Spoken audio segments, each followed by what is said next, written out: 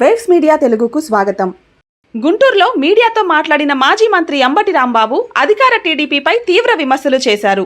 వైసీపీని పరశురాముడి గొడ్డలి పార్టీ, టీడీపీని తడిగుడ్డల పార్టీగా అభివర్ణిస్తూ రాష్ట్రంలో రాజకీయ ప్రత్యర్థులపై వేధింపులు, దాడులు జరుగుతున్నాయని ఆరోపించారు. తన ఇల్లు, వాహనాలపై జరిగిన దాడులకు టీడీపీ శ్రేణులే బాధ్యులని పేర్కొన్న ఆయన రాష్ట్రంలో రాజకీయ హింసపై ముఖ్యమంత్రి చంద్రబాబు ప్రజలకు సమాధానం చెప్పాలని డిమాండ్ చేశారు. ప్రజాస్వామ్యంలో హింసకు తావు లేదని, రాజకీయ విభేదాలను ప్రజాస్వామ్య పద్ధతుల్లోనే ఎదుర్కోవాలని అంబటి రాంబాబు అన్నారు.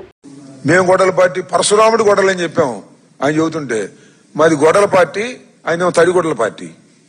గొంతు కోసేస్తాడు. అసలు చంద్రబాబు నాయుడు గారు ఎవరి గొంతైనా కోస్తే పోస్ట్ మార్టంలో కూడా రిపోర్ట్ దొరకదు.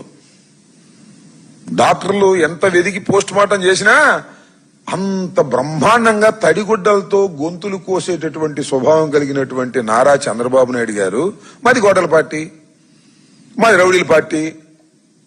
ఇవులే రౌడీలు, రౌడీలు మనం చూశారుగా మీరు. మా కార్లు బాగా కొట్టారు, మా ఇంటి మీద దాడి చేశారు.